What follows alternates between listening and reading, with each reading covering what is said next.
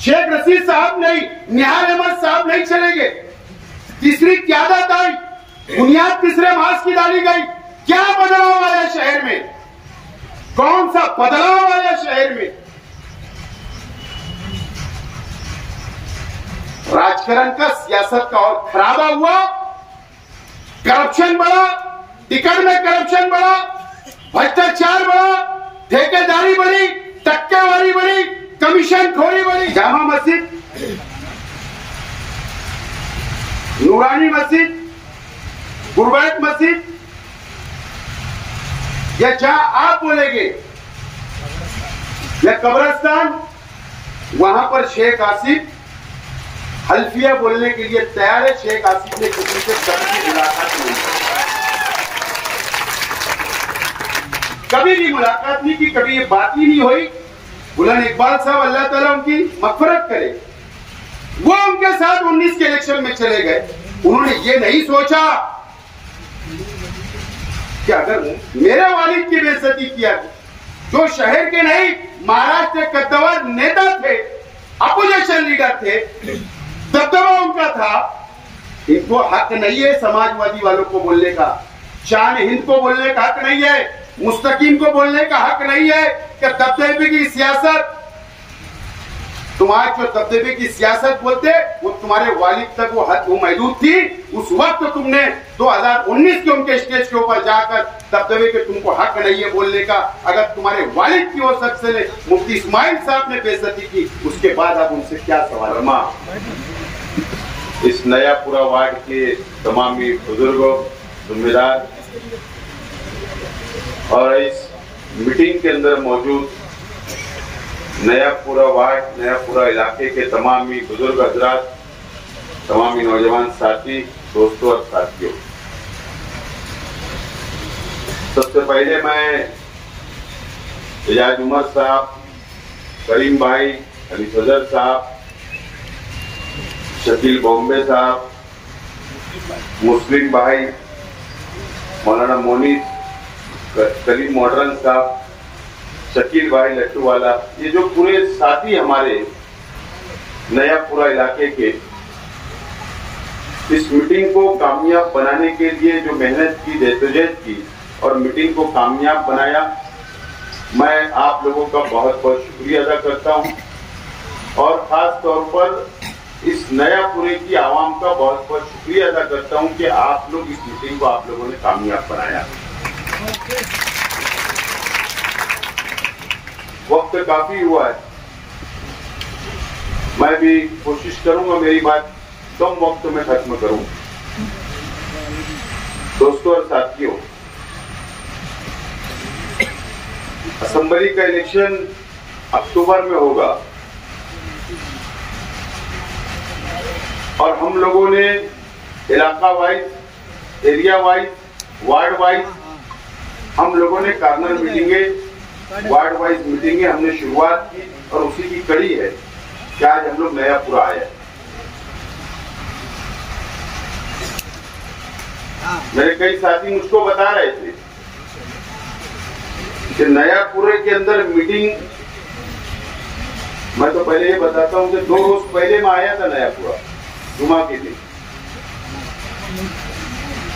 हमारा अफजाल है, उसके घर आया था मैं।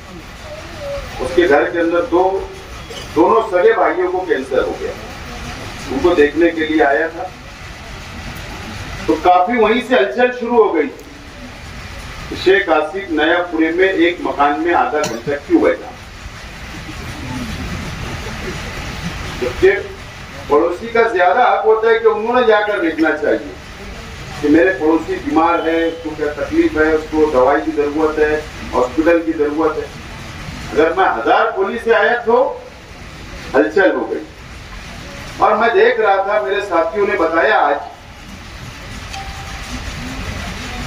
कि नयापुरे की मीटिंग को लेकर व्हाट्सएप के ऊपर अलग अलग चर्चाएं चल रही थी। काफी दुख हो रहा था हमारे अपोजिशन को कि नयापुरे के अंदर मीटिंग ले रहे, अब ये क्या बोलेगा वहां, क्या पोल खोलेगा। मैं आज बहुत ज्यादा नहीं बोलने वाला हूं, लेकिन आज मेरे सामने जो लोग नयापुरे के जानी मानी शख्सियत यहाँ बैठे हैं, मोतबर आप लोग बैठे हुए हो, और मेरी आवाज जहां तक जा रही है, ऐसे मेरी पूरी नयापुरे की आवाज बुजुर्गों, माँ बहनों से, नौजवान साथियों से मेरा चंद सवालात आप लोगों से है, चंद सवालात आप लोगों से और शहर की आवाम से। मालेगांव शहर में साबिर सत्तार साहब पहले एमएलए रहे, हारून अहमद अंसारी एमएलए रहे, आयशा हकीम साहिबा एमएलए रहे, निहाल अहमद साहब एमएलए रहे, शेख रशीद साहब एमएलए रहे, सफीर सेठ एमएलसी रहे, मैं एमएलए रहा। हम लोग सियासी लोग रहे, सियासी घराने से रहे, वर्करी की बाबा सियासत हारून अहमद अंसारी साहब की क़यादत में, उनकी क्लास में कई लीडर निकले, कई वर्कर निकले, लीडर बने, एमएलए बने, मेयर बने, सदर बल्दिया बने।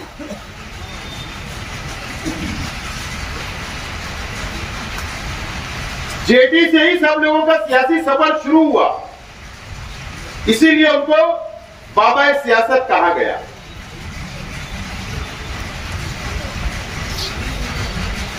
और निहाल अहमद और शेख रशीद साहब, निहाल अहमद साहब और शेख रशीद साहब 2007 से पहले निहाल अहमद साहब के बीच मुकाबला रहा, शेख रशीद साहब के बीच रहा। ये दोनों शहर के लीडर रहे, आज दुनिया में दोनों से नहीं है।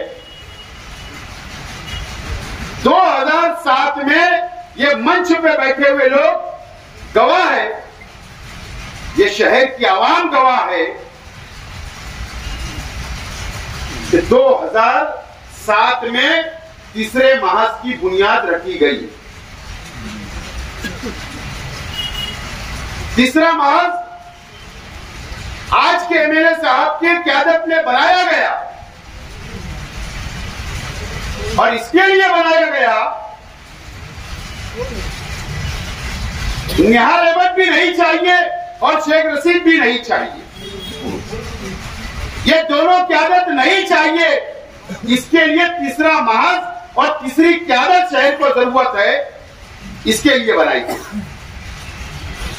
और उस वक्त निहाल अहमद साहब भी और शेख रशीद साहब के ऊपर भी इल्जामात लगाए गए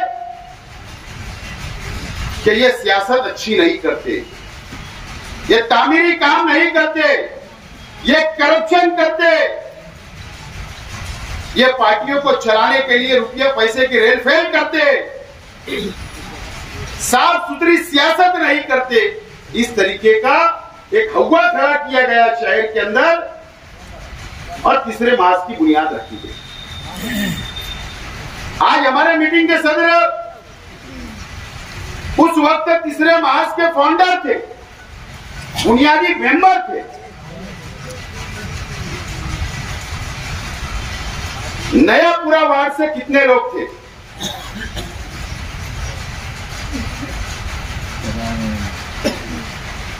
यासीन बागला साहब थे, बुनियादी मेंबर। सबसे पहले पैसा भी उन्होंने लगाया सियासत में, पैसा भी लगाया, पैसा भी उन्होंने सबसे पहले लगाया। मौलाना अयूब कासमी ये भी बुनियादी मेंबर थे। यासीन मेट्रो साहब ये भी बुनियादी मेंबर थे। एजाज उमर साहब ये भी बुनियादी मेंबर थे। शफीक मेडिकल वाला साहब ये भी बुनियादी मेंबर थे। इकबाल कुरैशी सर ये भी बुनियादी मेंबर थे। और मौलाना इरफानुद्दीन कासमी साहब भी बुनियादी मेंबर थे। अब्दुल खालिक फारकलिक साहब, हाफिज अनीस अजहर साहब, शकील खलीफा साहब, मुख्तार भिक्कू साहब और हाजी यासीन इसाक मुंशी साहब, साबिर मुंशी साहब, ये नयापुरा वार्ड के, नयापुरा इतराफ के तीसरा महाज बनाने के लिए बुनियादी मेंबर थे। बाकी शहर से अलग अलग इलाकों के अंदर बहुत मेंबर थे। तीसरा महाज बना, एजेंडा क्या था? तीसरे महाज की पॉलिसी क्या थी? क्या पॉलिसी थी? साफ सुथरे किरदार के लोगों को सियासत में लाना। बात समझ लो। मैं आज इस नयापुरा इलाके के अंदर, मैं इस नयापुरे की आवाम से और ये शहर की आवाम से मेरा सवाल है, फैसला शहर की आवाम को करना है। मीडिया के साथी ये आवाम तक बात को पहुंचाएंगे, इनको भी फैसला करना है क्या एजेंडा था, क्या पॉलिसी थी कि साफ सुथरे किरदार के लोगों को सियासत में लाना, नंबर 1। नंबर 2, हमारा मुल्क जमहूरी मुल्क है, लेकिन उसके बावजूद वादा किया गया हमारे मस्जिद और मीनारों के शहर से, अच्छी बात है, वादा किया गया था, उसके लिए कोई इतराज नहीं। नंबर 2, हजरत उमर फारूक रज़ी अल्लाह ताला अन्हु की खिलाफत की तरीके पर सियासत करना, यह भी शामिल था। नंबर 3, म्युनिसिपल खजाने को बैतुल माल का दर्जा देना, यानी बैतुल माल की हिफाजत करना, यह भी मिशन में था। नंबर 4, तामीरी कामों की क्वालिटी, काजू बादाम बोलते थे, याद आएगा आपको, साथ में काम की क्वालिटी देंगे, यह भी मिशन में था। और टिकट के लिए, कारपोरेशन के टिकट के लिए, ओहदे के लिए कोई रुपये का लेन देन नहीं होगा, यह भी पॉलिसी में था, यह भी आवाम के सामने इन्होंने वादा किया था। और ठेकेदारी और कमीशन खोरी नहीं करेंगे, यह भी वादा था। और ऐसे बहुत सारे वादे ये शहर की आवाम से किए गए थे। कमीशन खोरी, करप्शन, इसका भी वादा था। 2007, मेरा सवाल सबसे पहला तो यह है कि ये तमाम ही पार्लियामेंट्री बोर्ड के जो बुनियादी मेंबर थे, जो आज मंच पे बैठे हैं, कुछ लोग मंच पे नहीं है, कुछ लोग दुनिया छोड़कर चले गए। आज शहर के एमएलए साहब ये जवाब दे आप कि ये मेंबरान आपके साथ क्यों नहीं है, आपके मंच पे क्यों नहीं है, आपका साथ आज तक इन्होंने क्यों नहीं निभाया, क्यों आपको छोड़कर चले गए। इसका जवाब आप लोगों को पूछना चाहिए, नयापुरे की आवाम को पूछना चाहिए कि ये लोग क्यों साथ में नहीं, क्या हुआ, ये जो वादा किया गया था क्या हुआ इसका। अगर सबसे शुरुआत करी हुई एजाज उमर साहब, निहाल अहमद साहब के साथ आपने काम किया, आप निहाल अहमद साहब की पार्टी से आप कारपोरेटर रहे, मुझे बताइए क्या निहाल अहमद साहब कभी टिकट का पैसा लिया करते थे क्या? क्या शेख रशीद साहब कभी टिकट का पैसा लिया करते थे क्या? तीसरे महाज की बुनियाद डाली गई, वहीं से करप्शन शुरू हुआ, वहीं से अफसरों के अंदर बैठकर रूम नंबर 1 के अंदर टिकट का पैसा वसूल करने का काम किया गया। ये गलत होगा तो आप मुझको रोक सकते हैं, तकलीफ है। उस वक्त कम पैसा लिए, मानता हूं मैं, कम करप्शन किया गया। उसके बाद स्टैंडिंग का चेयरमैन आपने किसी को अगर बनाया तो आपने चेयरमैन बनाने का बड़ा लाखों रुपया आपने लिया, 50 लाख 35 लाख का आपने सौदा किया और वो चेयरमैन किसी पैसे और रुपये वालों को दी। आज अल्लाह को प्यारे हो गए, अल्लाह उनको जन्नत नसीब करे। यासीन मेट्रो साहब नयापुरे की आवाम की ख्वाहिश थी, शहर की ख्वाहिश थी कि एक बुनकर मेयर बनना चाहिए। यासीन मेट्रो साहब ने तैयारी की, पार्लियामेंट्री बोर्ड के अराकीन उनके साथ थे, नयापुरे की आवाम उनके साथ थी, शहर का बुनकर उनके साथ था, और वो उनकी दिली ख्वाहिश थी। सबको उन्होंने बुलाए, बैठाए कि मुझको मेयर बनाओ। क्यों मेयर नहीं बनाया गया? क्यों नहीं मेयर बनाया गया? वो ईमानदार थे, वो करप्शन नहीं करना चाहते थे, वो उदय के लिए पैसा नहीं देना चाहते थे, इसके लिए उनको मेयर नहीं बनाया गया ना। उनकी ख्वाहिश थी कि स्टैंडिंग चेयरमैन बनाया जाए मुझको। उन्होंने अव्वल ऐलान कर दिया कि मैं स्टैंडिंग चेयरमैन बनूंगा। उनको उनके साथ इतना बड़ा धोखा दिया गया कि उनको स्टैंडिंग का मेंबर ही नहीं बनाया गया था। मुझे याद है उस बात, मैं मेंबर था उस वक्त। इसीलिए ना कि रुपया पैसा नहीं दे सकते थे। साफ सुथरी क्या लोगों को टिकट देंगे? कौन से साफ सुथरे लोग थे 2007 से आज तक जितने इन्होंने टिकट बांटे? मुझे बताओ, यादी लेकर आप बैठो नयापुरे की आवाम, बैठिए शहर की आवाम, और आप लोग फैसला करना कि कितने साफ सुथरे किरदार के लोगों को इन्होंने टिकट दिया। मैं जिम्मेदारी से बोलता हूं, 70% लोगों के ऊपर दाग लगा हुआ था। करप्शन का भी अलग अलग केसेस थे, उसके बाद उन लोगों को टिकट दिया गया क्योंकि उन्होंने पैसा दिया था। कौन से टीचर को इन्होंने दिया? बोला गया था हम टीचरों को देंगे, डॉक्टरों को देंगे, कोई मौलाना को नहीं दिया, आलिम को देंगे, एक को भी टिकट नहीं दिया। नहीं टिकट दिया, ये पैसा नहीं दे सकते। करप्शन की शुरुआत वहां से हुई।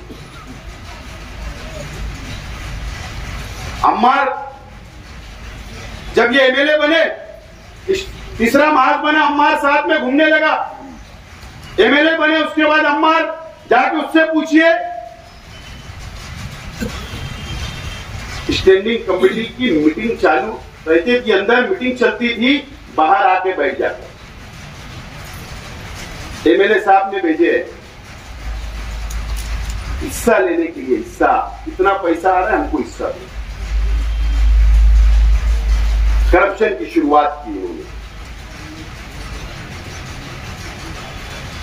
बैतुल माल की हिफाजत आज हो रही है क्या? बैतुल माल की हिफाजत, बैतुल माल कारपोरेशन का बैतुल माल की हिफाजत करने आप गए थे। आज बैतुल माल की हिफाजत हो रही है क्या? आज हमारे नदी के इस बाजू का इलाका आप देखिए, सेंट्रल असेंबली हल्का आप लोग देखिए, आज कितना बदतर हालत के अंदर है। आज रास्ते अच्छे नहीं है। आज जब आप मौसम पुल के उधर जाओगे, उसके बाद हर रोड आपको कंक्रीट रोड मिलेगा, सीमेंट का रास्ता मिलेगा, सर्कल मिलेगा, डिवाइडर मिलेगा, जॉगिंग ट्रैक मिलेगा, गार्डन मिलेगी, लाइब्रेरी मिलेगी। ये 2 सालों के अंदर पूरी कारपोरेशन को लूटने का काम किया गया। इनकी जिम्मेदारी थी इसके ऊपर रोक लगाने की, इन्होंने नई रोक लगाई। सिर्फ चंद पैसों के लिए, चंद फंड के लिए ये मंत्री के साथ साठगांठ इन्होंने की। ये क्या है?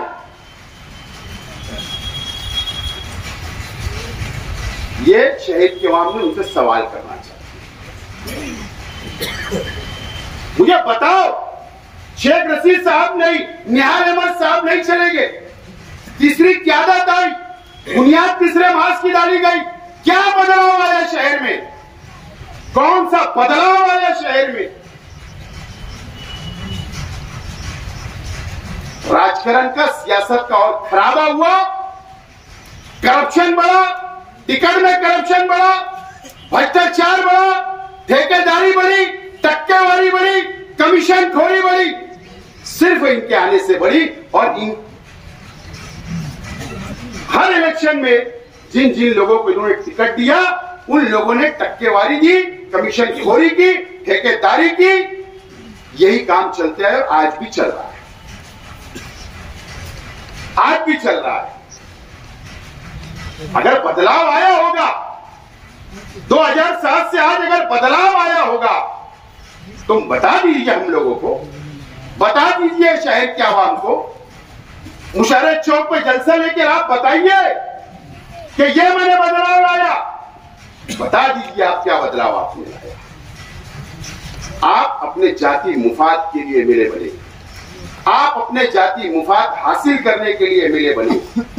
आज उस वक्त से लेकर आज तक आपने अपना फायदा सोचा, अपने परिवार का फायदा सोचा, आपने नयापुरे का फायदा नहीं सोचा, आपने शहर के आवाम का फायदा नहीं सोचा, आपने शहर के बुनकरों का फायदा नहीं सोचा, आपने मजदूरों का फायदा नहीं सोचा, आपने मां बहनों से वादा किया, वो वादा आपने नहीं पूरा किया, उनका आपने नहीं सोचा, आपने किसी का नहीं सोचा, सिर्फ अपना जाति मुफाद हासिल किया।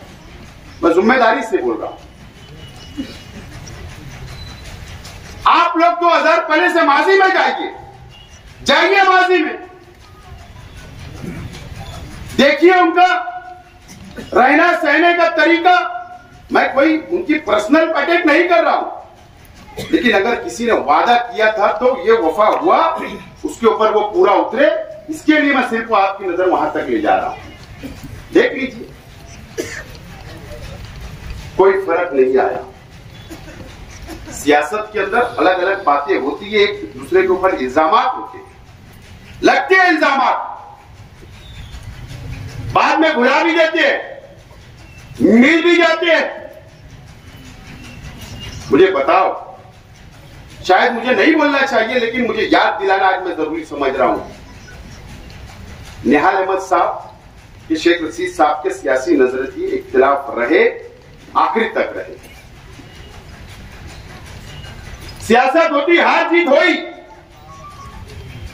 लेकिन शेख रशीद साहब ने कभी भी मंच से, स्टेज से निहाल अहमद साहब की कभी भी बेइज्जती नहीं की। ये शहर इस बात का गवाह है। आप देखिए 9 के इलेक्शन में, 7 के इलेक्शन में, आप देखिए कारपोरेशन या असेंबली के इलेक्शन के अंदर निहाल अहमद साहब की बेइज्जती करने का काम भी इसी नयापुरे के एमएलए साहब ने किया है। मुझे तो ताज्जुब होता है, बहुत ताज्जुब होता है। बुलंद इकबाल साहब, अल्लाह ताला उनकी मग़फ़िरत करे, वो उनके साथ 19 के इलेक्शन में चले गए। उन्होंने ये नहीं सोचा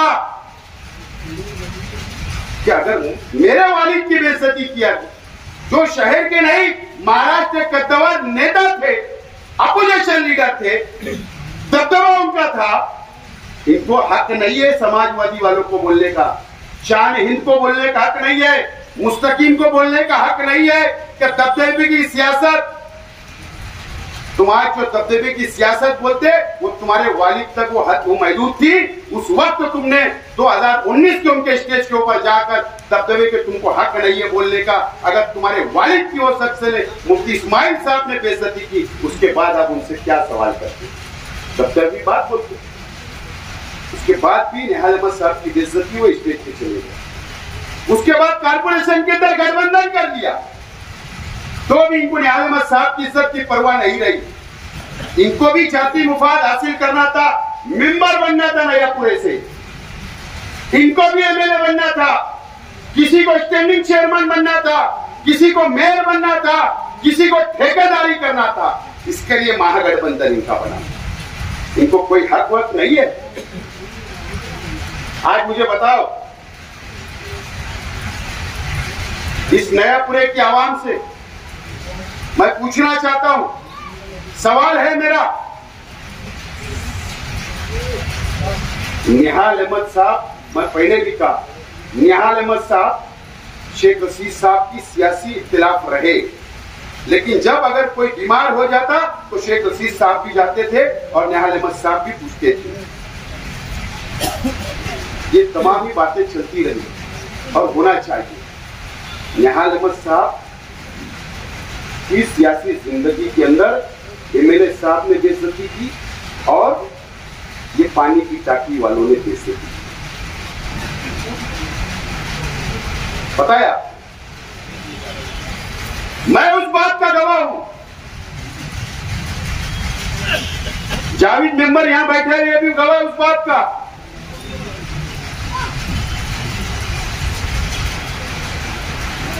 दो 2009 में मेयर के इलेक्शन के बाद जब डिस्क्वालिफिकेशन मेंबरों का निहाल अहमद साहब ने डिविजनल कमिश्नर ऑफिस के अंदर डाला, तो कमिश्नर की ऑफिस के अंदर निहाल अहमद साहब, साजदा निहाल अहमद साहिबा, शान हिंद, ये तमाम ही लोग मौजूद थे। ये पानी की टाकी के लोगों ने नंगी नंगी गालियां निहाल अहमद साहब को दी, बेइज्जती की। लेकिन आज ये रात को 12 बजे जा रहे हैं वहां पर और रात को 4:30 बजे वापस आ रहे, क्योंकि इनको एमएलए बनना है। उनको इज्जत का कोई ख्याल नहीं, कोई परवाह वो नहीं। किसकी भी बेइज्जती हो जाए, इनको एमएलए सीट चाहिए। ये कौन सा सब ताज्जुब है। हम क्यों बेदार नहीं हो रहे?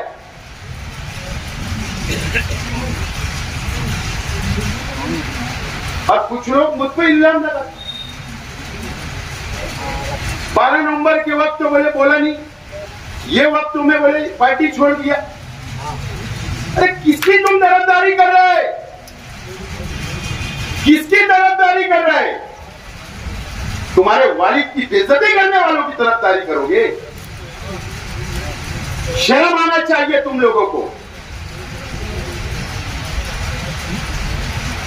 हमारे से सवाल पूछने में तुमको कोई हक वक्त नहीं है। ये मुफ्ती साहब है, ये शहर के एमएलए है, ये वो लोग है समाजवादी के लोग। ये नयापुरे की आवाम अब आपको फैसला करना है। ये मुझ पर इल्जाम लगाए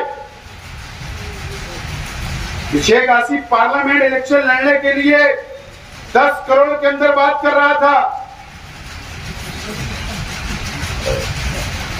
अजीब बात है। मुफ्ती साहब, आप आलिम हो, आप मुफ्ती हो, हम आपकी इज्जत करते हैं, आपके फतवे पे अमल होता है। जामा मस्जिद, नूरानी मस्जिद, गुरबैत मस्जिद, या जहां आप बोलेंगे, या कब्रिस्तान, वहां पर शेख आसिफ हल्फिया बोलने के लिए तैयार है। शेख आसिफ ने किसी से कभी मुलाकात नहीं की, कभी भी मुलाकात नहीं की, कभी ये बात ही नहीं हुई। ना भुक्कड़ है, मेरा परिवार भुक्कड़ है। माल है माल, अल्लाह का करम है, जमीन का बड़ा व्यापार है, धंधा व्यापार है, करोड़ों रुपए की जायदाद है। उस दम के ऊपर लड़ने की बात कर रहा था। तो आप अल्फिया बता देना। नॉमिनेशन के 8 दिन पहले तुमने गिरीश महाजन साहब से नासिक के अंदर एक होटल में बैठक की थी या नहीं थी, या आप अल्फिया बता देना पार्लियामेंट लड़ने के लिए। तुमने 10 करोड़ मांगा था कि नहीं मांगा था, ये बता देना। ये हल्फिया मैं तो शेख आसिफ बताने के लिए तैयार। आप ये बता दो कि परवेज कोकनी मालेगांव आया था या नहीं। परवेज कोकनी नाम ले रहा हूं, नासिक का बीजेपी का छोटे मोटे नेता है, वो दलाली करने आया था या नहीं, आपकी बैठक कराया था या नहीं, वोट परसेंटेज कम करने के लिए बता देना।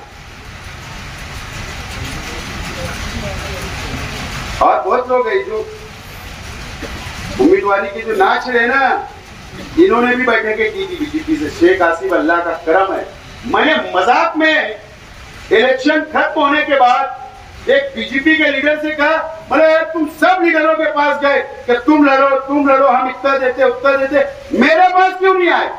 बोले तुम हिंदू वोट खा लेते थे, तुम ही चुन के आ जाते थे, हमको ऐसा सख्त चाहिए था कि 50-25 हजार वोट खा ले, इसके लिए इनको ढूंढ रहे थे। बोले तुम चुन के आ जाते, इसलिए नहीं आए। तो उन्होंने भी तुम्हारा,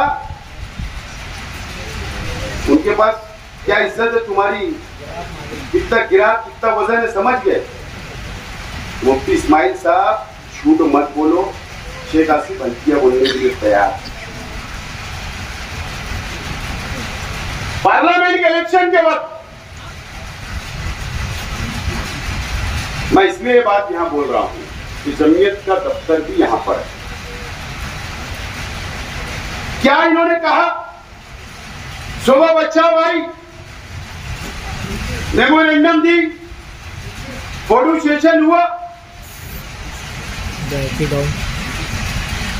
आमिर अयूबी तू नहीं किया था ना मुझे। उसके बाद जमीयत के तरफ से हिमायत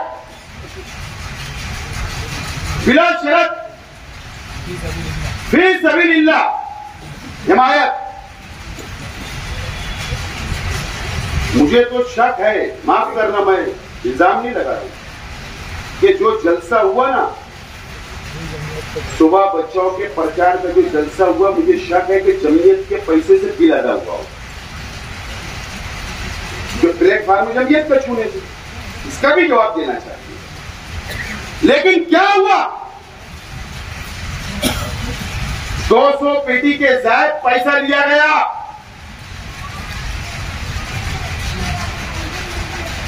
50,000 रुपया पर पेटी के हिसाब से पैसा लिया गया। मेरा सवाल है एमएलए साहब के वर्करों से, एमएलए साहब के जिम्मेदारों से, क्या आपके नाम पर धोखा दिया गया, जमीयत को धोखा दिया गया, शहर की आवाम को धोखा दिया गया और पूरा पैसा खा लिया गया? वो पैसा कहां गया? ठीक है, सुबह बच्चों अभी इनकार करेगी, मुझे मालूम है, उसका लड़का भी इनकार करेगा, लेकिन मुस्तकिल डिग्निटी ने जो बोला था ना कि कोई पारसा नहीं है, सबने पेटी वाइज पैसा लिए, बिल्कुल सच बात, मैं उसकी बात से सहमत हूं, हमने भी लिया। लेकिन वर्करों को, कारपोरेटरों को, साबिक कारपोरेटरों को जहां जहां हमको जिम्मेदारी दी, हमने वहां पैसा बांटा, धोखा नहीं दिया, जेब का लगाया। तुमने वो पैसा क्या किया? तुम्हारे वर्करों को क्यों नहीं मिला? तुम्हारे रिक्शा क्यों नहीं लगी? वो पैसा कहां गया? जवाब तुमको देना पड़ेगा। तुम्हारे फायदे के लिए जमीयत का भी इस्तेमाल आप करते हैं, ये कौन सी बात? इसका जवाब भी आपको देना पड़ेगा। उस पर इल्जाम लगा रहे कि मैं बीजेपी के साथ चला जाऊंगा। वाह, किसने बोलना मुझको? किसने मेरे पर सवाल उठाना? मुफ्ती साहब, आप शहर की आवाम और नयापुरे की आवाम से मैं बोलना चाहता हूं, अक्टूबर इलेक्शन हुआ 19 में, मुफ्ती इस्माइल साहब एमएलए बने। दौर भाई जरा तुम रिकॉर्ड करो, तुम पहचान जाएंगे।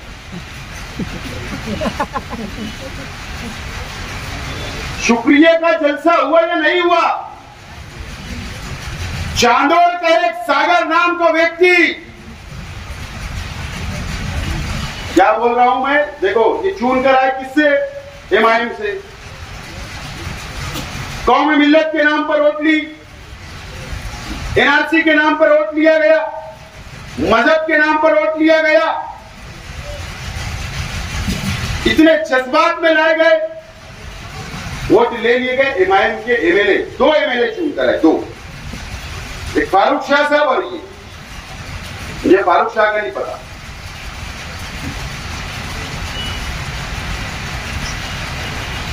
सागर नाम का इंसान जो एजेंट है आज के वज़ीर आला का,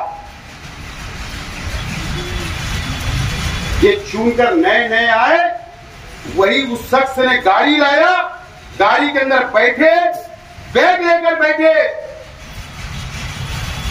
और मुंबई के वर्ली जो सीलिंग है ना, उस इलाके के अंदर जब सीलिंग खत्म होता है, वर्ली के सरकारी गेस्ट हाउस के अंदर 6 दिन आप वहां पर थे, क्यों थे?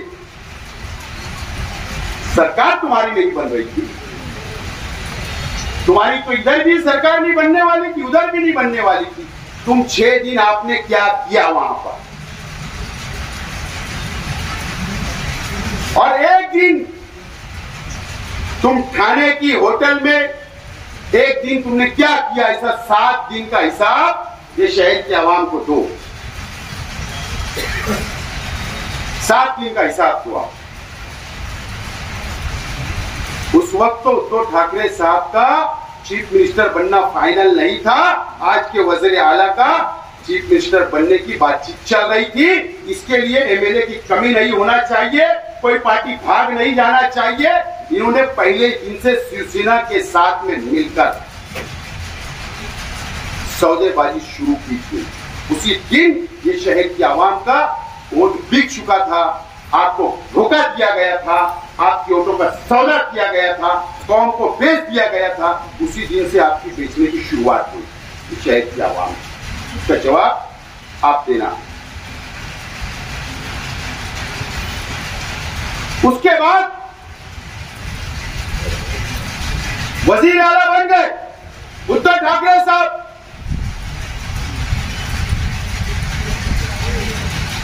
उसके बाद जब सरकार गिरने लगी, बात ध्यान रखो, जिस दिन शिंदे साहब ने एमएलए को लेकर भागा,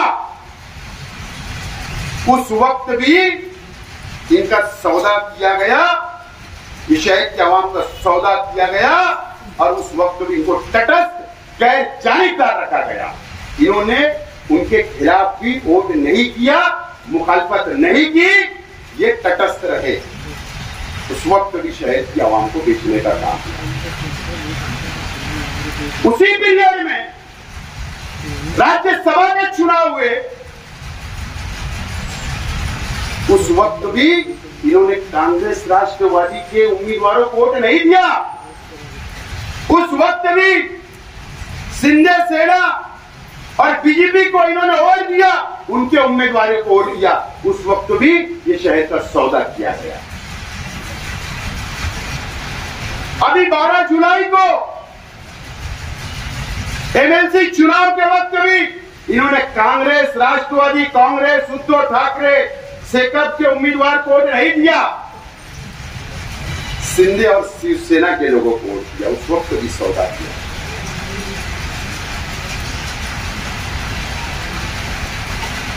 नयापुरे की आवाम भी हिसाब ले और इस शहर की आवाम भी हिसाब ले और फैसला करे कि क्या है ये शहर में चल रहा है। कब तक ऐसा होगा? अल्लामा इकबाल पुल के ऊपर इस्तेकबाल हो गया, मेरे ख्याल है 12 जुलाई को शाम को हुआ था, मैं या 13 को। क्या इस्तेकबाल हुआ? क्यों हुआ? बिजली सब्सिडी बहाल हो गई। पावर लूम के ऊपर जो सब्सिडी बहाल हो गई, 1 रुपया यूनिट की। इस्तेकबाल हो गया, मीडिया में आ गया, फटाका फूट गया। बुनकर भाइयों, मेरा तुमसे सवाल है, बताओ अभी जो बिल आई उसमें क्या आपको सब्सिडी मिली? क्या नहीं मिली। सब्सिडी नहीं आई। बुनकरों को धोखा देने का काम किया गया। ये कौन पूछेगा? कौन सवाल उठाएगा? क्या मकसद था तीसरा मास का? क्या मकसद था? शहर के अंदर तीसरा शख्स चाहिए, तीसरा लीडर चाहिए। मकसद से शहर भटक चुका, एमएलए साहब भटक चुके और इन्होंने अपने मुफाद के लिए हमेशा सियासत की और आप लोगों का, शहर की आवाम का इस्तेमाल किया, वोट लिया, वोटों पे रहे, अपना फायदा किया, शहर को कुछ नहीं मिला। अब इलेक्शन आ रहा है तो ये मुद्दे पे बात नहीं करेंगे, ये विकास और डेवलप पे बात नहीं करेंगे, ये तामीर और तरक्की पे बात नहीं करेंगे। बस गाड़ी इधर उधर रुकी जाएगी, रास्ते से उतर के बात करेंगे। शुरू कर दिया उन्होंने, मुझे उसके ऊपर कुछ बोलना नहीं है। शहर की आवाम बहुत समझदार है। मैं आज नयापुरे की आवाम से अपील करने के लिए आया, आज मैं शहर की आवाम से अपील करने के लिए आया हूं। आप ईमानदारी से सोचिए, समझिए। आप अकेले मत, 4 लोगों को लेकर बैठिए और 2007 के बाद से आज तक आप अच्छे से सोच समझकर फैसला करिए। अगर शहर का कुछ अच्छा हुआ होगा तो आप फैसला ले लेना। मेरा 5 साल आप लोगों ने देखा, 5 साल आप लोगों ने मेरा 14 से 19 तक देखा। यही लोग मेरे साथ थे। अल्लाह का करम है, छोड़कर मुझको नहीं गए। कुछ देखा होगा, मेरे पास तो इख्तियार नहीं, मेयर नहीं, एमएलए नहीं, कोई सत्ता नहीं। उसके बाद ये लोग आज अल्लाह का करम है मेरे साथ क्यों खड़े हैं, इसके ऊपर भी तुमको सोचना। कुछ लोग हैं जिनको जाति मुफाद तो जाते हैं, लेकिन ये क्यों नहीं है, कुछ तो सोचा होगा। चाहे साइजिंग की बात हो, पावर लूम की बात हो, सब्सिडी की बात हो, पॉलिसी के ऊपर बोलना हो, कौम मिल्लत के लिए आवाज उठाना हो, मुस्लिम मसाइल के ऊपर आवाज उठाना हो। मेरा 5 साल भी आप लोगों ने देखा। मैं अपील करता हूं, एक मर्तबा मुझको दोबारा आप मौका दें। आने वाले असेंबली इलेक्शन के अंदर एक मौका आप दो। यकीन जानो, मैंने कभी भी बुनकर भाइयों के साथ भेदभाव नहीं किया। जो काम मेरे पास लेकर आए वो काम मैंने किया हूं। चाहे पावर बिल का हो, कंपनी का हो, साइजिंग का हो, पुलिस स्टेशन का हो, तामा खाने का हो, मार्केट का हो, तमाम ही काम मैंने किया। कोई भेदभाव नहीं किया। मैं आप वादा करता हूं आइंदा भी कोई भेदभाव नहीं करूंगा। आपको साथ लेकर चलूंगा। वापस मौका दो। ठीक है, 19 के अंदर जो हुए जाने तो भुला जाओ, लेकिन ये शहर को सही रास्ते पर लाना है, शहर का डेवलप करना है, शहर का विकास करना है। टेक्सटाइल अच्छी पॉलिसी बनना चाहिए, मुस्लिम मसाइल पे बात होना चाहिए। इसके लिए आप मुझको चुनकर दो। आज मुझे बताइए, हमारा एक घर होता है, मैं बस 2 मिनट मेरी बात खत्म करूंगा। हमारा एक घर होता है, 4 भाई होते हैं, छोटे होते हैं, बड़े होते हैं, शादी होती है, परिवार बढ़ता है, घर में जगह कम होती है, माँ बाप अलग कर देते हैं, दूसरा घर बनता है। आज हमारा शहर इतना कंजेस्टेड हो गया। भैया 1 मिनट, हेलो, 1-2 मिनट के लिए आवाज मत करो। हमारा शहर कंजेस्टेड हो गया। आज पावर लूम नए कारखाने बनाने के लिए जमीनें नहीं है। मैं क्या बोल रहा हूँ, सुन लीजिए मेरी बात। आज नई साइजिंग डालने के लिए जमीनें नहीं है शहर में। आज प्लास्टिक कारखाना डालने के लिए जमीनें नहीं है। आज छोटा मोटा धंधा व्यापार करने के लिए गोडाउन नहीं है। आज घर बनाने के लिए जमीनें खत्म हो रही है। आज हमारे पास जमीन अब नहीं बची। हम कहां जाएंगे? नदी के उधर, समकसेर में तो नहीं जाएंगे, सोयगांव में तो नहीं जाएंगे, कैंपों में तो नहीं जाएंगे ना। हम आज मालदा में भी भर गया, दयाना भी फूल हो गया। हमको जाना है 40 गांव फाटा, इस साइड जाना पड़ेगा। आज अपने बच्चों के फ्यूचर का सोचो, आज अपने कारोबारी हालात का सोचो। मुझे बताइए, MIDC क्यों फेल की गई? किसके वक्त में हुआ ये काम? साइना MIDC क्यों फेल की गई? किसके वक्त में हुआ? 500 एकड़ एक्वायर की गई थी। 500 एकड़ जमीन एक्वायर थी।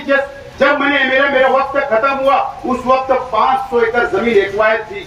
MIDC ने एक्वायर की थी। ठप्पा आता था, जाके मालूमात लो। शेतकरियों के उतारे के ऊपर भी ठप्पा आता था MIDC का, मालूमात लीजिए। ठप्पा कब हटा? जब अजंग वड़ेल के अंदर MIDC चली गई और ये MIDC को फेल करने का काम किया गया। क्यों किया गया? MIDC वही होती जब नेशनल हाईवे होता, MIDC वही होती जब पानी होता, MIDC वही होती जब पावर होता, ट्रांसपोर्टिंग होती, वहीं पे MIDC सक्सेस होती। और यही सही जगह थी। मुझे बताओ, नेशनल हाईवे नंबर 3 अजंग में है, वहां पे मजदूर मिलेगा, वहां पे पानी मिलेगा।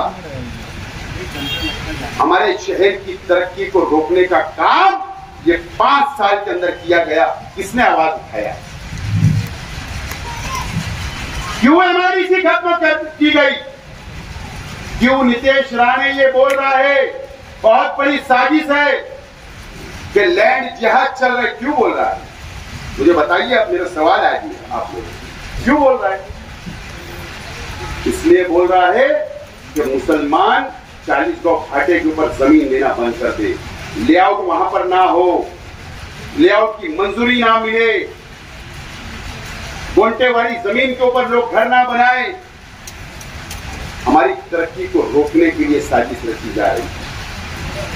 5 साल में मेरे साहब ने एक उसका जवाब किया गया। लैंड जिहाद, लौह जिहाद, इंक्वायरी शुरू हो गई, आदेश आए, गवर्नमेंट ने कमेटी बनाई, कलेक्टर की क्यादत में कमेटी काम कर रही, इंक्वायरी कर रही।